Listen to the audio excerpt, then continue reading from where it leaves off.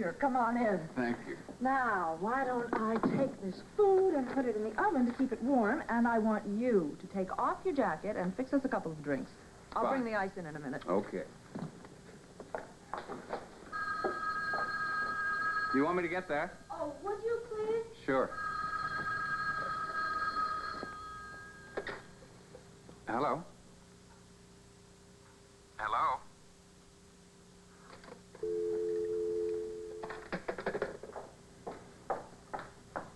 Who was it? I don't know. There was someone there, but they didn't speak, and then they hung up. Maybe when they heard a man's voice, they thought they had the wrong number. Well, it's been happening to me a lot lately. Maybe I should call the phone company, have my number changed. Did you tell anyone that we'd be working in your apartment tonight? I mentioned it to Carrie. I might have said something to Vanessa or Henry. I don't really remember. Why? Well, it's foolish to feel guilty about working in your apartment, I know, but it'd probably be better not to say anything to Vanessa. She and Hope are quite close. Oh, all right. I mean, Hope knows that our relationship is strictly business. Well, so does Vanessa, but that wouldn't stop her from stirring up a little trouble if she had the chance. Speaking of the Chamberlains, I had the strangest conversation with Henry just before you came into the office tonight. Did he ask you about seeing my father's correspondence? Yes, exactly. Something about wanting to get some letters that he'd written to Brandon out of there before they fell into the wrong hands or something. I can't imagine why he's so worried, except I do know that he and my father used to share their deepest secrets at one time, which is almost funny considering that they would have gladly cut each other's throats if one could have bested the other in a business deal.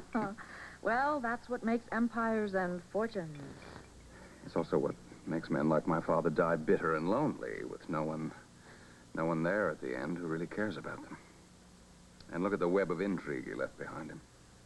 Not telling me that Amanda was my daughter and then leaving her the bulk of his estate without explaining. Well, Alan, anyone who accomplished as much in a lifetime as your father did is bound to be a little eccentric.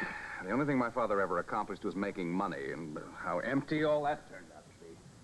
He also had you, and that was an accomplishment he was very proud of. Yes, so proud that he devoted his life to seeing that my life ended the way his did. Lonely and friendless.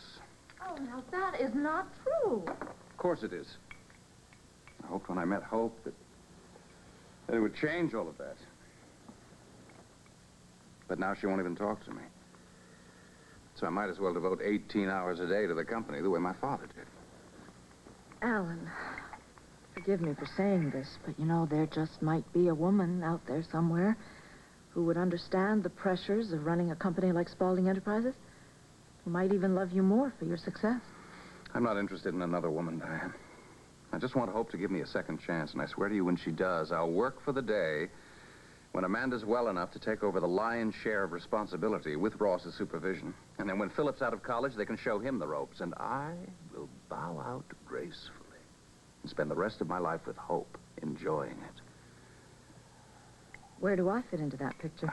It wouldn't change your position for a minute, I can promise you that. You'd just be answering to Amanda and Philip instead of to me.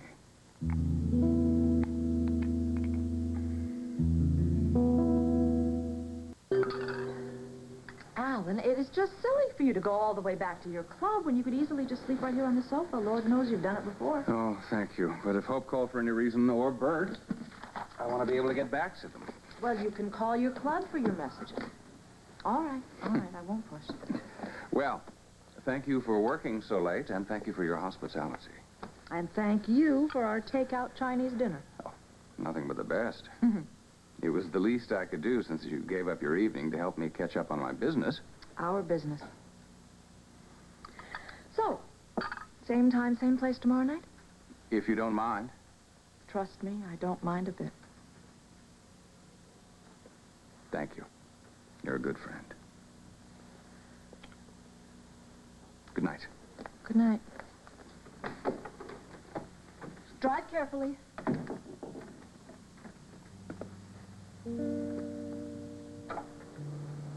I'm praying for the day when Amanda's well enough to take over the lion's share of my responsibilities, and then when Philip's out of college, she can teach him the ropes. Sounds wonderful. Where do I fit in? You'll just be answering to Amanda and Philip instead of me. Oh, no, Alan, that is not the way I see it at all.